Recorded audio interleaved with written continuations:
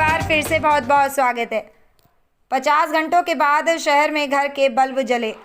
आपको बता दें कि सिंदरी घंटों हर्ल गेट जाम के बाद स्थायी बिजली की समस्या से निजात होने के आश्वासन पर सिंदरी वासी पुनः अपने घर को लौटे।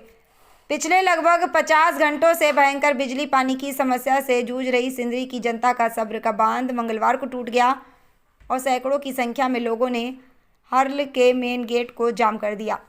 प्रदर्शनकारी FCIL हर्ल और JBVNL के अधिकारियों को बिजली और पानी की समस्या पर संयुक्त रूप से गेट पर आकर वार्ता करने की मांग कर रहे थे।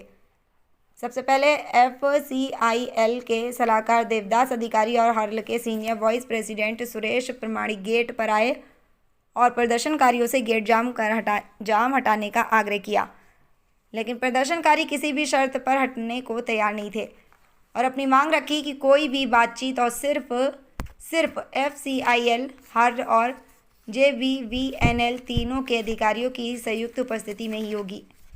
आपको बता दें कि मौके से JBVNL के महाप्रबंधक अशोक सिन्हा से वार्ता में शामिल होने का आग्रह किया, जिसे उन्होंने स्वीकार करते हुए बताया कि मुख्यालय रांची से विशेष रूप से सिंदरी के बिजली की समस्या के स्थायी समाधान के लिए टीम आई हुई है, जिसको लेकर वो 2 बजे तक वार्ता स्थल पर आएंगे। इस बीच टेक्निकल टीम सर्वे भी कर चुकी थी। दोपहर 2 बजे हर्ल FCIL और JBVNL के अधिकारियों के साथ प्रदर्शनकारियों की वार्ता हर्ल गेट पर हुई, जिसमें बताया गया कि आज शाम तक बिजली और कल सुबह तक पानी की सप्लाई शहर में हो जाएगी। इस पर प्रदर्शनकारियों ने कहा कि वो इस अस्थायी समाधान के लिए ही नहीं आए हैं, बल्कि वो बार बार हो रहे इस तरह की समस्या के स्थायी समाधान के लिए आए हैं। इस पर JBVNL के अधिकारियों ने बताया कि स्थायी समाधान के रूप में सबसे पहले क्षतिग्रस्त हुए बुश को संबंधित कंपनी से बात कर रिपेयर करने की कोशिश की जा रही है। अगर रिपेयर नहीं हो पाता है तो उसी स्थान पर 133/33 का नया ट्रांसफार्मर भी लगाने का प्रयास होगा। इसके अलावा JBVNL के सिस्टम के अनुरूप SMP सब स्टेशन में 33/11 का सिस्टम लगाया जाएगा। फिर वहां से FD कॉलोनी स्थित नवनिर्मित स्टेशन को जोड़ा जाएगा, जिससे शहर की बिजली समस्या का स्थायी समाधान हो जाएगा। उन्होंने बताया कि फिलहाल आज शाम या देर रात से एक एरिया में बारी बारी से बिजली दी जाएगी। लगभग 1 सप्ताह में क्षतिग्रस्त हुए बुश को रिपेयर कर लिया जाएगा, फिर पूर्व की ही भांति स्थिति सामान्य हो जाएगी। स्थायी समाधान के लिए लगभग अगस्त महीने के अंत तक का समय लग सकता है। वार्ता के मुख्य निष्कर्ष इस प्रकार रहे। बिजली ठीक होने के बाद पानी और किसी एक एरिया को बिजली दी जाएगी। यदि होल्ड किया तो ठीक नहीं तो पहले सभी वाटर टावर को भरा जाएगा। उसके बाद देर रात तक शहर को बिजली दी जाएगी। लगभग 1 सप्ताह तक यही प्रक्रिया चलेगा। इसी बीच पुराने ट्रांसफार्मर 132/11 के बुश को ठीक कर शहर की बिजली पूर्व की भांति कर दी जाएगी। हर्ल बिजली विभाग के साथ समन्वय करके पानी सप्लाई करेगा और जिस एरिया में बिजली रहेगी उसी एरिया में पानी सप्लाई की जाएगी। भविष्य में शहर एवं हर्ल फैक्ट्री को निर्बाध बिजली आपूर्ति करने के लिए पाथरडी सब स्टेशन से हर्ल के सब स्टेशन तक एक लाइन खींची जाएगी, जिससे भविष्य में बिजली की समस्या से शहर को नहीं जूझना होगा। इसके लिए लगभग 75 करोड़ की लागत आएगी। इससे संबंधित कागजात तैयार कर भेज दिया गया है, जो फिलहाल प्रगति में है। आपको बता दें कि आज की वार्ता में हर्ल के senior vice president factory Suresh Pramanik, वरिष्ठ मानव संस्थान अधिकारी संत सिंह, FCIL के कंसल्टेंट देवदास अधिकारी रांची से आए, JBVNL के MRT executive engineer Ravi Prakash, technical executive engineer Satyendra Singh, DGM transmission RL Paswan, area GM AK Sinha Dhanbad के सुपरिंटेंडेंट इंजीनियर AK कश्यप, बिजली SC धनबाद आशुतोष कुमार सहित सभी अधिकारी आए हुए थे।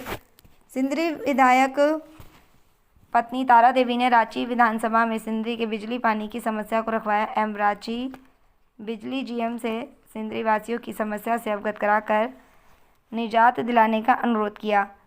शहर के सैकड़ों लोगों ने अपनी व्यथा लेकर हर्ल गेट को जाम कर रखा एवं सकारात्मक वार्ता के बाद ही गेट से अपने घर को लौटे।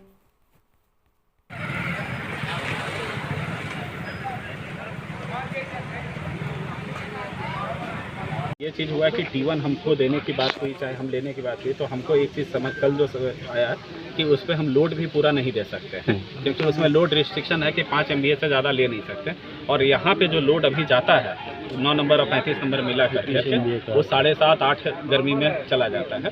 तो वैसे भी उससे हमारा पूरा तरह से रिक्वायरमेंट नहीं पूरा होता। ज़्यादा से ज़्यादा यही होता कि अभी जो समस्या हुआ है वो तत्काल हम उस पर चले जाते।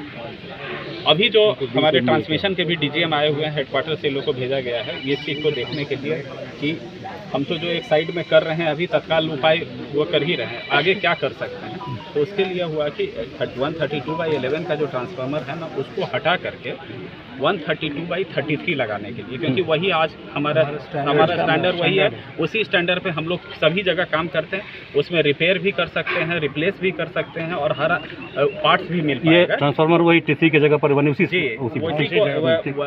ये जो है ना ट्रांसफार्मर जो 132/11 जो हमारा ख़राब हुआ है T3 उसी को हटा करके 132/33 लगाएंगे।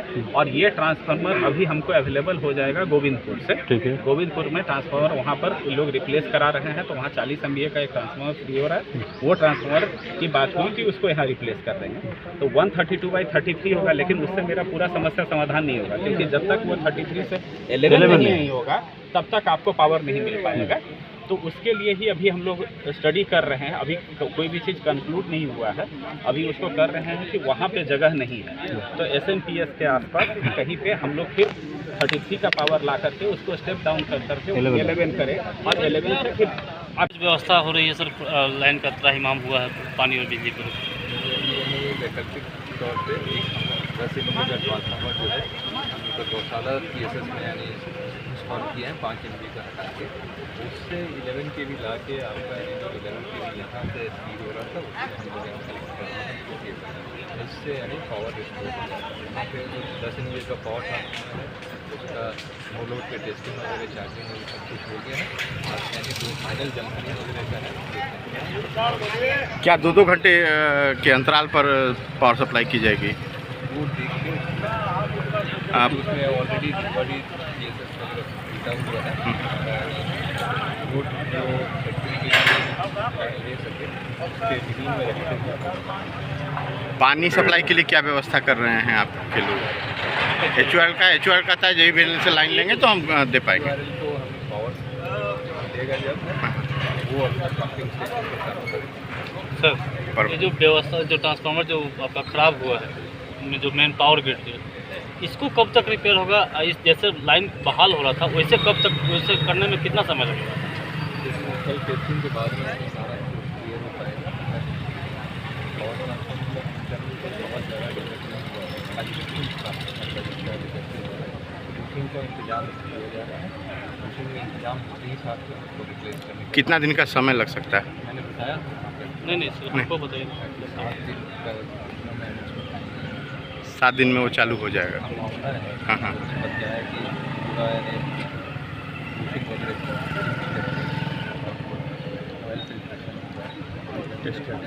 इस सब प्रक्रिया में 7 डेज मिनिमम है। कल ट्रांसफार्मर चेक हुआ था आपका, इसमें केवल वो ट्रांसफार्मर ओके बताया जा रहा है, बुशिंग का प्रॉब्लम है। वो अगर है तो गुड साइन है। IR क्या होता है? IR 15 बता रहे थे, IR 15 होता है, क्या चीज़ है सर? टेक्निकल चीज़। हाँ हाँ हाँ। ठीक वो सब स्टेशन वगैरह सब कंस्ट्रक्शन के अंदर।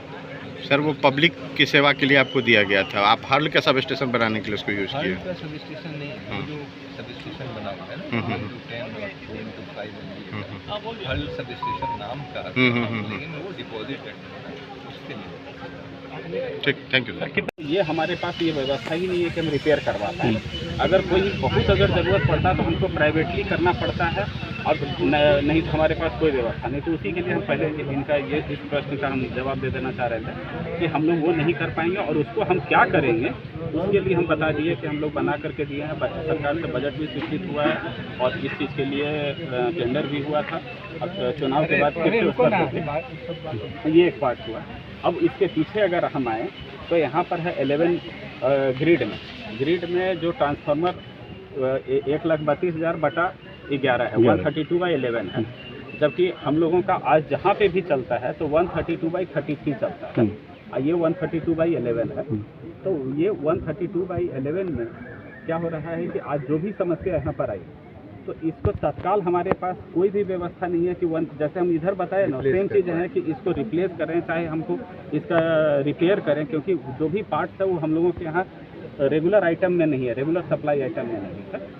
तो कल जैसे जब ये समस्या परसों जब आई तो हम बात उसकी है तो पता चला कि एक ट्रांसफार्मर यहाँ पे पहले से पड़ा हुआ है, तो उसके पड़ा हुआ है, लेकिन उसमें थोड़ा माइनर रिपेयर करने से वो चालू हो सकता है। तो चालू हो सकता है तो प्लांट हेड हैं परवानी साहब, हम मेरी कल इनसे भी बात हुई थी तो बोले कि हमको लिख करके दीजिए तो हम लोग इसको करवाते हैं T1 ट्रांसफार्मर के बारे में। और डीवीसी के लोगों से भी बात हुई T1 के लिए। तो फिर कौन सा?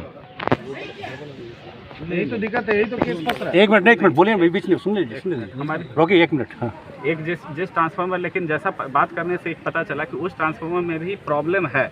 ये कहना है कि वो ट्रांसफार्मर से भी मैक्सिमम जो लोड देंगे वो 5 MVA ही दे सकते हैं। भले वो ट्रांसफार्मर की कैपेसिटी 20 है लेकिन उसका क्षमता घट गया है, हम 5 से ज़्यादा नहीं देते हैं, उसके बाद हीटिंग होने लगता है, ओवर हीटिंग होने लगता है। तो वो भी और उसके बाद पिछले साल ये सब थोड़ा सा कंट्राडिक्टरी हो गया, इसलिए हम रुक रहे हैं। कंट्राडिक्टरी ये हो गया कि जो अभी आपसे थोड़ी बात हुई तो आप बोले T1 और प्रमाणिक साहब बोले T1 नहीं, तो फिर अब ये एक्चुअली आज का एजिटेशन इसी चीज़ को लेकर के है कि T1 किसकी प्रॉपर्टी है, और ये चीज़ इसी के लिए तीनों आदमी को बुलाया गया था कि T1 की प्रॉपर्टी किसकी है, वो JBBNL है या HURL का है या फिर अधिकारी साहब का है, मेरे सॉरी FCIL का है। तो ये तीनों मिलकर पहले हम लोग को ये बता दीजिए तो फिर हम लोग उस पर एजिटेट करेंगे, नहीं तो नहीं करेंगे। अगर आपकी हमारी प्रॉपर्टी नहीं है तो नहीं लड़ेंगे, लेकिन एज पर आवर रिकॉर्ड वो आपको ट्रांसफ़र किया जा चुका है। लेकिन अगर हमारा प्रॉपर्टी हम अगर आप बताइए क्या आपका है? नहीं देखिए, ट्रांसफर HURL को FCI HURL को दिया है, ये ठीक है, FCI से HURL को मिला, HURL को मिला है इन व्हाट का टर्म्स कंडीशन। आपने कहीं सर मैं बताइए, इसलिए बोल रहा हूँ, इसलिए मैं कह रहा हूँ इस चीज़ को टर्म्स कंडीशन में डिस्कस करने के लिए मैं कैपेबल नहीं हूँ, लेकिन मैं इसलिए कह रहा हूँ कि कहीं स्टेटमेंट आया है ऑफिशियल्स के साथ कि स्वीट विल में आप लोग इसको यूज़ कर रहे हैं, स्वीट विल में आप लोग यूज़ कर रहे हैं उसको। तो अगर ये स्टेटमेंट आया है तो ये अधिकारी साहब क्रिएट करें कि ये ट्रांसफ़र हो गया तो कोई इशू नहीं है, पूरा प्रॉपर्टी आप लोग ट्रांसफ़र कर दिए, हम लोग तो कुछ नहीं बोलने कहेंगे। हम लोग कॉपरेट किए रहे इधर कि आप 600 एकड़ ज़मीन दे दो, ये दे दो, हम लोग कॉपरेट किए। अगर वो एक ट्रांसफार्मर भी ट्रांसफ़र आप लोग कर चुके हैं तो कोई बात नहीं है, लेकिन अगर वो ट्रांसफ़र नहीं हुआ है और अगर उस पर हम लोग को रिलीफ मिल सकता है देन हम लोग रिक्वेस्ट करेंगे हमको मिलना चाहिए। सर जो ट्रांसफार्मर हमको यूज करने जो ट्रांसफ़र किया गया था जब FCI के शुरू में दिया गया, वो ट्रांसफार्मर आज भी DVC को दिया गया यूज करने के लिए, क्योंकि हमारा वो ज़्यादा यूज में नहीं था, जरूरत नहीं था। अभी DVC लिया था काम करने के लिए, DVC अभी भी ले रहा है। माना जी DVC अभी भी सर वो ट्रांसफार्मर T1 पहले हमारा कंस्ट्रक्शन पावर के लिए प्लांट कंस्ट्रक्शन के टाइम प्लांट चलने के बाद हमारा स्विच यार्ड बना नहीं था और JBNL से सिर्फ हम 1 MVA का कंस्ट्रक्शन पावर लिए, ठीक है। तो उसी ट्रांसफार्मर से 5 MVA को लोड हमने लेके वो चलाने के बाद जब हमारा स्विच यार्ड बन गया वो ट्रांसफार्मर आइडियल हो गया।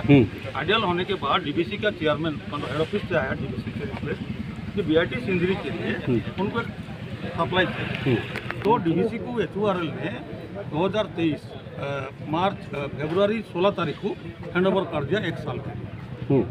तो 1 साल के मार्च 23 अभी अंडर DVC है। ये मार्च 23 में आपने सर फिर हम लोग रुकिए टेक्निकली थोड़ा पकड़ टेक्निकल के बाद नहीं है, रुकिए ना मार। कहना यह है कि आपने एक जो यूज़ के लिए पावर सिर्फ यूज़ के लिए जो ट्रांसफार्मर लिया था वो आपने एक तीसरी पार्टी को प्रॉपर्टी हैंड ओवर हुआ था हमको, दैट इज द HURL का प्रॉपर्टी। HURL को DVC का हमारा काम में नहीं जरूरत नहीं था। DVC रिक्वेस्ट किया, बोले भाई आपका पड़ा हुआ है, यूज नहीं हो रहा, हमको यूज करने दे दीजिए। उन्होंने कहाँ पावर देंगे उसके साथ हमारा कोई बिजनेस नहीं है, उन्होंने मांगा है, हम लोग उनको दिया है यूज कर, परमानेंट दे दिए हैं। अपने परमानेंट नहीं दिया। ये जन भावना की बात है, जनता परेशान है, पहले उसकी DVC भी बिजली कहीं देगा ना। ये जनता की बात है, संपत्ति फर्टिलाइजर कॉर्पोरेशन ऑफ इंडिया का है, अभी HURL का है, HURL पब्लिक सेक्टर का DVC को दे दिए। अभी बोल रहे हैं नहीं तो उसी को दिया जाए ना, उसको दिया जाए, उसी को दिया जाए जनता के लिए, जैसा था वैसा कर दीजिए। एक मिनट आपके ऑफिस जी बताइए। एक पॉइंट जैसे अजय जी जो बताया हम उस पर आते हैं, एक पॉइंट पर हम बात करते हैं। पहले जो FCI और के समय जो व्यवस्था एक मिनट FCI के समय में जो व्यवस्था थी बनी हुई, वो व्यवस्था था 3.3 kV का ट्रांसफार्मर। अभी भी FCI टाउनशिप में जितना भी ट्रांसफार्मर लगा हुआ है वो 3.3 का ट्रांसफार्मर लगा हुआ है। वो JBVNL जितना भी काम करता है, कहीं पे भी हम लोगों का 3.3 का स्टैंडर्ड है ही नहीं। तो इसमें समस्या जो आती है कि अगर कोई भी ट्रांसफार्मर ख़राब हो जाता है तो न हम वो ट्रांसफार्मर खरीदते हैं और न वो ट्रांसफार्मर रिपेयर करते हैं। ये दोनों चीज़ हमारे यहाँ नहीं होता है। हम लोग 11 kV पर काम करते हैं और 33 kV पर काम करते हैं। तो यहाँ पर पूरा ट्रांसफार्मर जो लगा हुआ है वो 3.3 का लगा हुआ है। तो हमारे लिए ये आवश्यक हो गया है कि पहले पूरे चीज़ों को अगर सुचारू चलाना है कि हम ट्रांसफार्मर लगा हुआ है तो ख़राब होना, गड़बड़ी होना, ये सब लगा ही रहेगा। तो उसके लिए ना हम नया से रिप्लेस कर पाते हैं, ना जो ख़राब हुआ उसको हम रिपेयर कर पाते हैं। ये दोनों व्यवस्था हमारे पास नहीं है। तो इसी के लिए एक व्यवस्था हुआ है कि पूरा का जो हमारा स्टैंडर्ड स्पेसिफिकेशन है, जिस पे कि 11 kV पे काम करते हैं, तो पूरे को 11 kV पे करते हैं। अब पूरा 11 kV करने के लिए जो हमारा LT लाइन जो बना हुआ उसको हम डिस्टर्ब नहीं करेंगे। जो जैसे, क्योंकि वो बहुत बढ़िया बना हुआ, हम पूरा घूमे हैं, एक एक जगह घूमे हुए हैं और हम इसी कॉलेज से भी पढ़े हुए हैं, सिंदरी से। तो हम 30 साल से हम 95 में यहाँ आए थे, हम 30 साल से इस सिंदरी को देख रहे हैं। तो ये चीज़ हम देखे हुए हैं कि यहाँ का व्यवस्था बहुत बढ़िया बना हुआ है। तो उसको हम लोग डिस्टर्ब नहीं करेंगे। सिर्फ और सिर्फ 11 kV लाइन को हम लोग हटा कर करके 3.3 का लाइन को हटा करके 11 kV डालेंगे। 100, 200, 500 ऐसे जो हाथ पर जैसी आवश्यकता है उसका करेंगे। ये प्रपोजल हम लोगों को सुनने दीजिए। ये हम लोगों का पूरा प्रपोजल बना करके करीब 63-64 करोड़ का बना करके मुख्यालय भेजा गया। मुख्यालय से चुनाव से पहले टेंडर भी हुआ था, लेकिन टेंडर अभी निर्धारित नहीं हुआ है, इसलिए इस पर अभी क्या प्रगति होगा हम अभी आपको यहाँ पर नहीं कहेंगे। लेकिन ये चीज़ है कि वो पाइपलाइन में है और सरकार के द्वारा इस पर बजट भी निर्धारित किया गया है, तो इसलिए ये काम होगा। सर आपको इंटरप्ट करेंगे सर, आपका 132/33 का जो है बहुत अप्रिशिएट कर रहे हैं हम लोग इसको। रात दिन आप लोग लगे हुए, ऐसे साहब भी रात तक के, ये बहुत रियली अप्रिशिएट करने वाली चीज़ है। तो अफसर ग्रेड के लोग आकर के रात भर काम किया, हमको उससे मतलब नहीं है, हमारा बिजली तो रिस्टोर हो जाएगा। लॉन्ग टर्म के लिए जो बात हुई थी आपसे कि T1 ट्रांसफार्मर को लेकर के क्या कर रहे हैं या सब स्टेशन को चालू करने के क्या, ये जो रोज़ रोज़ की समस्या आ रही है वो नहीं आ रही, वो हमसे आपसे सुनना चाह रहे हैं। उसके लिए आपको हम लोग यहाँ रिक्वेस्ट किए जाने के लिए वो बताइए कि लॉन्ग टर्म के लिए आपका क्या प्लान है, या ऐसी साहब बताएं या फिर आपकी जानकारी में तो आप बताएं, ताकि हम लोग कन्विंस हो सके। पानी या कोई प्रॉब्लम नहीं हुआ जी। कारखाना नहीं था तो 22 साल बिजली पानी सबको मिला है बढ़िया से। और हम यही चाहते हैं, जैसा हम लोग 50 साल से यहाँ जी रहे हैं, खा रहे, रह रहे हैं, बिजली पानी की सुविधा मिली हुई है, वो हल आने से और अच्छा सुधारना चाहिए। वो चीज़ और खत्म हो गया है, इस पर आप ध्यान दीजिए सर। यहाँ कोई नेता नहीं आया हुआ है, ये पूरी जनता का समस्या है, इस पर थोड़ा गंभीर रूप से थोड़ा सोचिए। शॉर्ट टर्म में जो आप लोग कह रहे हैं, एक मिनट बनता है, स्पेशल टास्क फोर्स बनता है। पिछले दिनों भी मैंने कहा था कि स्पेशल टास्क फोर्स बनेगी, लेकिन इसकी चिंता आप लोगों को नहीं है। बाकी जनता आपसे बात कर रही है। वो फर्स्ट पार्टी तो ये है कि बिजली विभाग को जिस रूप में फर्टिलाइजर कॉर्पोरेशन ऑफ इंडिया ने सौंपा इंफ्रास्ट्रक्चर, पूरे इंफ्रास्ट्रक्चर को धीरे धीरे करके आपने खत्म कर दिया। इंफ्रास्ट्रक्चर कहीं रहा नहीं। हमारा जितना सब स्टेशन है सबों का बॉक्स आपने बनाने के लिए खोल करके ले गया, कोई वापस नहीं किया। ट्रांसफार्मर RM4 से ले गया, बना करके आप वापस नहीं किया। IM टाइप से भी ट्रांसफार्मर ले गए हैं, वापस नहीं किया। मनोहर टाइप से आपने ट्रांसफार्मर ले गया, वापस नहीं किया। कल जो है तो फिर एक ट्रांसफार्मर ले गए हैं। सबसे पहला मांग हमारा ये होगा कि आज जो भी आप वैकल्पिक व्यवस्था कर रहे हैं उस पर हम जाएंगे। हमारा मेन मुद्दा है कि जिस इंफ्रास्ट्रक्चर पर आप चलाने का जिम्मा लिए थे उसी इंफ्रास्ट्रक्चर पर हमको HURL के थे। ये तो मैं अजय कुमार हूँ, एक साधारण नागरिक हूँ सिंदरी का।